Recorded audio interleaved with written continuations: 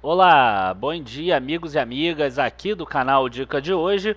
Nesse vídeo de hoje, vídeo de sábado, dia que a gente fala um pouco mais sobre macroeconomia, acredito que o melhor assunto para a gente tratar seja exatamente o risco das empresas estatais.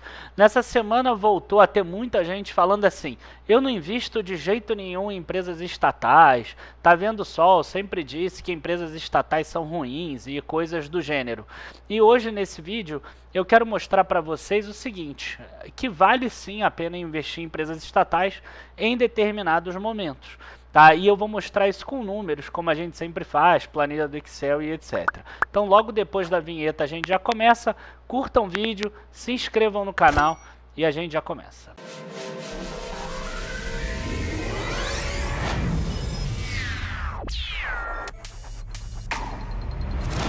Bom, pessoal, eu acho que quem já está aí há mais tempo no mercado já teve outros momentos em que viu que uma canetada do governo trouxe um problema forte para as empresas estatais. E igual dessa vez, né, a canetada foi na Petrobras, mas a gente viu lá o Banco do Brasil e a Eletrobras, por exemplo, caindo também. Por quê? Porque você tem ali um controlador, que é o governo federal. E esse governo federal, se ele interferiu em uma empresa, ele pode interferir em outra. Eu não quero entrar muito no mérito da Petrobras, eu achei muito mal conduzido, tá? O presidente atual, Castelo Branco, ele teria que sair de qualquer forma em março. Então era só combinar com o novo presidente de ter um discurso um pouco mais tranquilo e etc. Ia subir um pouco o preço da gasolina, depois o outro fazia com que caísse, ou se não, com a redução do imposto. Isso tudo se resolveria de forma muito mais fácil do que com toda essa volatilidade. Mas enfim, acho que foi mal conduzido, uma saída que aconteceria de qualquer forma. Mas o vídeo não é exatamente sobre isso. O vídeo é mostrar o seguinte, as empresas estatais, por serem mais ineficientes, por terem gastos maiores, e isso é nítido, tá? Quando você analisa um balanço, você vai ver que os gastos são maiores. Você vai perceber que essas empresas, por mais que elas gerem lucro, elas acabam sendo mais ineficientes e elas têm um controlador, que no caso é o governo federal, que não está 100% alinhado com os acionistas minoritários. Tá? E os acionistas minoritários querem o quê? Eles querem o maior lucro possível para a empresa gerar o maior dividendo possível no longo prazo ou a maior valorização de mercado. Enquanto isso, o governo federal ele tem que se preocupar com outras coisas também. Então, por exemplo, tá? Para o governo federal, olhando apenas o governo federal, será que vale a pena aumentar muito o preço da gasolina, que vai jogar para cima a inflação, que vai jogar para cima a taxa de juros, e aí vai custar mais a dívida? Então, quer dizer, talvez para o governo federal vale a pena segurar o preço da gasolina para que não aumente lá o juro, que vai aumentar a dívida dele em outra ponta. Então, quer dizer, você tem aí interesses distintos. E o fato de ter interesses distintos faz com que essas empresas sejam negociadas com desconto. E esse vídeo de hoje é para mostrar os descontos. Tem determinados momentos que esses descontos valem a pena. Então, vamos mostrar agora a planilha do Excel, mostrando esses descontos em dois setores principais, que tem muitas empresas estatais, que são o setor de bancos e o setor de energia elétrica, sem nenhuma enrolação. Lembrando para vocês que estamos nos últimos dias da venda da nossa carteira plena, e aí depois a gente vai fechar o carrinho, tá? Mas não é que vai fechar e vai deixar lá vendendo, não. A gente vai realmente fechar e depois eu não sei mais quando vai abrir. Então não perca a chance, o link está aqui na descrição do vídeo. Essa semana a gente fez um desafio com 4 vídeos, tá? Bom, pessoal, vamos lá. Aqui eu tenho dos bancos, eu não botei cotação aqui, eu preferi botar aqui preço sobre lucro.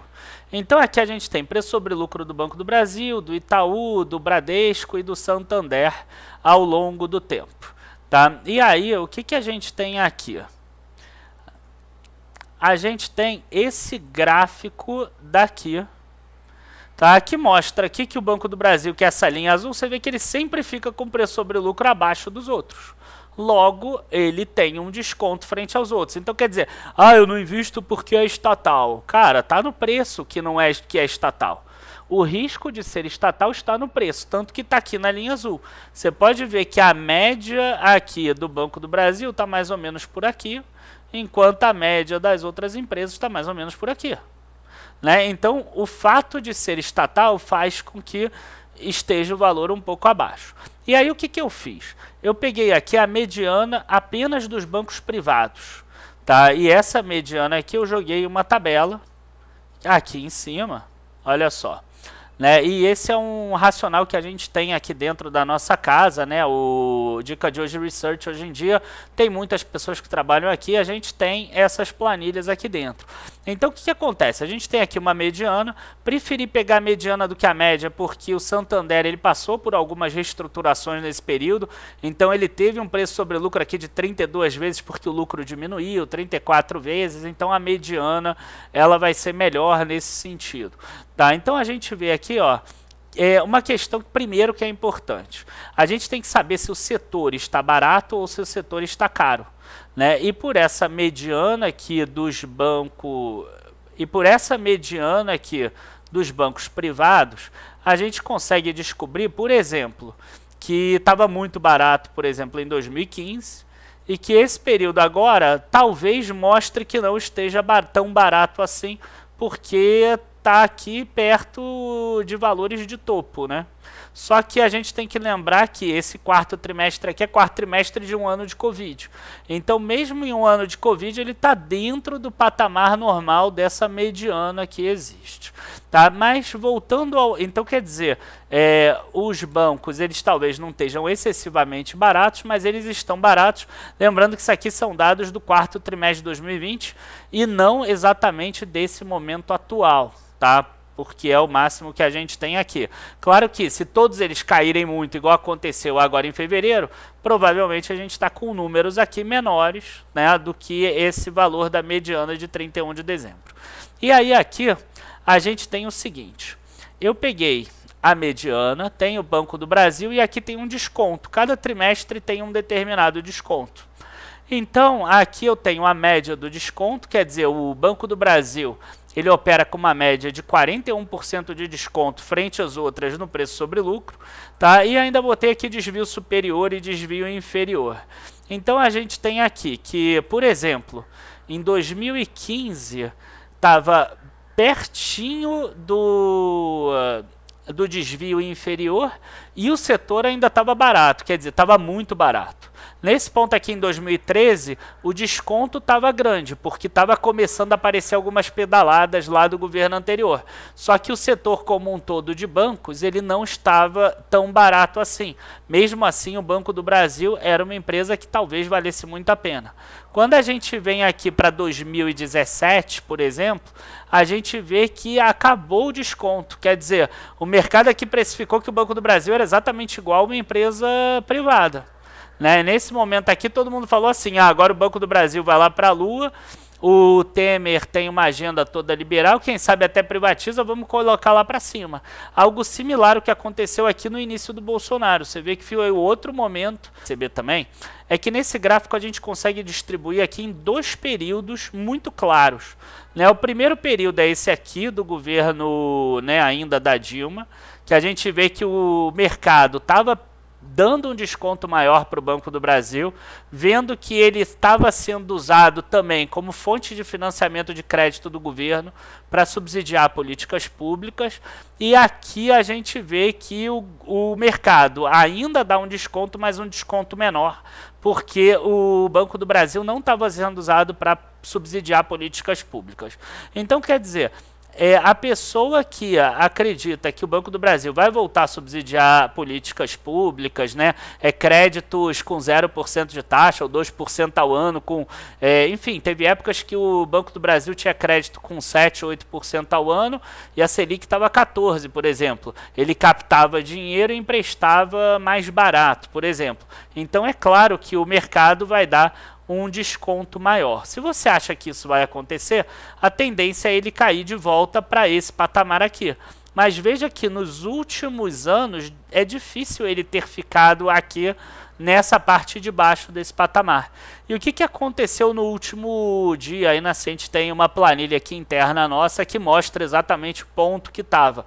Então, era uma super oportunidade naquela situação, e se voltar a cair também, vai voltar a ser uma grande oportunidade, salvo se tiver realmente ingerência do governo sobre o Banco do Brasil, que aí ficaria mais ou menos por aqui, mas mesmo assim não estaria caro, estaria mais ou menos na média da época que teve ingerência pública também no Banco do Brasil.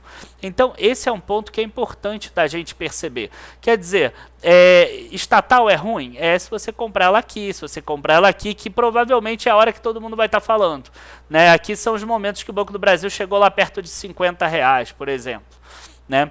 Então, esses são os pontos que você precisa evitar.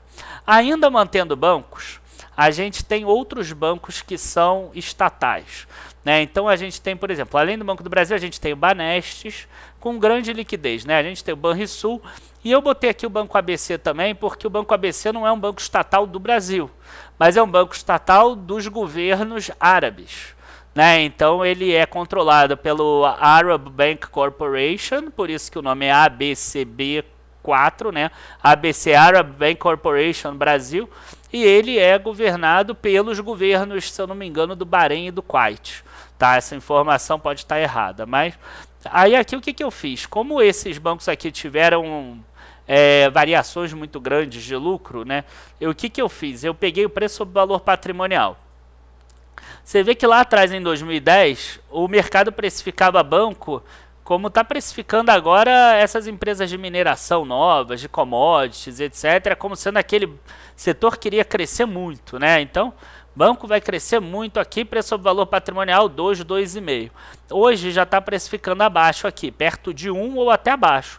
Se você olhar aqui, ó, no quarto trimestre de 2020, só o Banestes que estava aqui com 1,0, todos os outros estavam com desconto frente ao valor patrimonial, e a gente vê que teve um período aqui grande que ficou também com desconto frente ao valor patrimonial, e nesses períodos que tiveram desconto foi uma boa oportunidade comprar empresas estatais. Então o nosso racional é mais ou menos esse. Pode demorar? Pode. Pode cair mais? Pode também. Mas a gente vê aqui, ó, que por exemplo o Banrisul, o mínimo que ele chegou foi aqui, ó. Ele está aqui agora, né? Ainda pode cair mais? Pode, mas se você pensar que mesmo depois do período de crescimento ele chegou aqui, né? Ele tem esse tanto aqui para subir e tem só esse pouquinho aqui para cair, eu acho que é uma relação risco-retorno interessante, né? Quando a gente pega aqui esse outro da linha azul, ó, o Banco do Brasil, a mesma coisa, ó, ele tem esse tantinho aqui para cair se ele voltar a ficar muito ruim, e ele tem esse tantão aqui para subir. Então, essas relações de risco-retorno que eu gosto de ver. Tá? Então, bom, a gente percebe aqui que os bancos estão sendo precificados já abaixo do valor patrimonial, principalmente os estatais. Os privados, a gente vê aquilo. Se tiver uma privatização, ele deve passar a valer 40%, 50% a mais que aquele desconto que a gente falou anteriormente. E finalmente a gente vai aqui para as elétricas, né? Elétricas tem uma quantidade maior. Apenas como exemplo eu peguei aqui 3 elétricas, Copel, CEMIG e CESP. Acho que a gente pega aí bastante coisa das nossas empresas aqui do PIB nacional, né? A gente está falando de Paraná, de Minas Gerais e uma parte de São Paulo. E a gente tem aqui empresas que são privadas. Acabei botando a Neoenergia também, mas ela abriu capital só em 2017 ou 2018. Então ela não vai ter dados aqui, só vai ter mais lá para frente. Então o que a gente fez aqui? Mediana das estatais, preço sobre valor patrimonial. Olha como é difícil a mediana das estatais ficar acima de 1. Né? Então quer dizer, estatais sempre negociando ali abaixo do valor patrimonial. E o valor atual é bom? Ó, aí vocês mesmos podem definir. Tá? Não é aquele valor de 2016, dificilmente a gente volta para isso, mas se a gente pensar no passado recente aqui, ó, que chegou a bater aqui em cima, talvez seja uma oportunidade de comprar aqui a média das estatais a 0,88. Lembrando que as estatais aqui todas, as empresas todas ainda não divulgaram o resultado, então a gente está parando aqui no terceiro trimestre de 2020. Já a mediana das empresas privadas, ao contrário, sempre acima de 1, né, de valor patrimonial, e agora a gente vê o oposto, né, a gente vê ela na mínima. Então você vê como é diferente, né? Enquanto as estatais de banco eles estão mais achatados, as estatais de energia estão mais ou menos na média. As privadas de banco estão na média, as privadas de energia estão aqui. Então hoje, se eu tivesse que fazer um blend, eu compraria muito mais empresas privadas elétricas e eu arriscaria bancos estatais. Né? E é isso que a gente tem tentado fazer.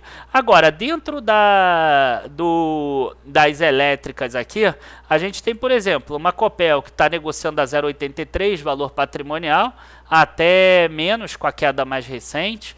E aqui nas privadas a gente tem uma diferenciação muito grande. Né? A gente tem Equatorial e CPFL aqui, ó, que sempre negociam acima de 2 vezes o valor patrimonial, se vocês olharem aqui, com atenção. Né? Enquanto isso, você tem aqui Energias do Brasil e Neoenergia, que também são muito boas empresas e que negociam perto de 1. Então, na minha visão, não tem motivo para essas empresas valerem esse preço sobre valor patrimonial tão baixo, ou a Equatorial e a CPFL não deveriam valer tanto, ou um pouco dos dois.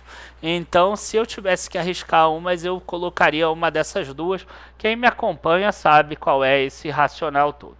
Então, pessoal, o vídeo de hoje foi para mostrar um pouco sobre essa questão. Acho que ficou faltando aqui o gráfico final aqui da questão de energia elétrica. Vocês vão ver aquilo que a gente mostrou, o desconto normal fica mais ou menos por aqui. A gente vê que hoje o desconto das elétricas está mais aqui em cima, mostrando aquilo que eu falei. Um desconto grande? De 41%. Então, quer dizer, às vezes vale a pena uma ou outra elétrica estatal. Mas hoje o racional, pegando o histórico, é muito mais de empresa privada elétrica do que de empresa estatal elétrica. Bom, esse é o racional de hoje. Espero que vocês tenham gostado do vídeo. Se vocês gostaram, não deixem de curtir o vídeo, se inscrever no canal, acionar aquele sininho e também pegar o link aqui do nosso vídeo e colocar nos grupos de vocês de WhatsApp, avisar para todo mundo, porque isso faz o nosso canal crescer, faz mais pessoas terem acesso a esse tipo de informação, tá? Enfim, gente, abraço a todos, bons investimentos. Não deixem de se inscrever aqui nos últimos dias da nossa carteira plena. Abraços, bons investimentos e até a próxima. Tchau, tchau.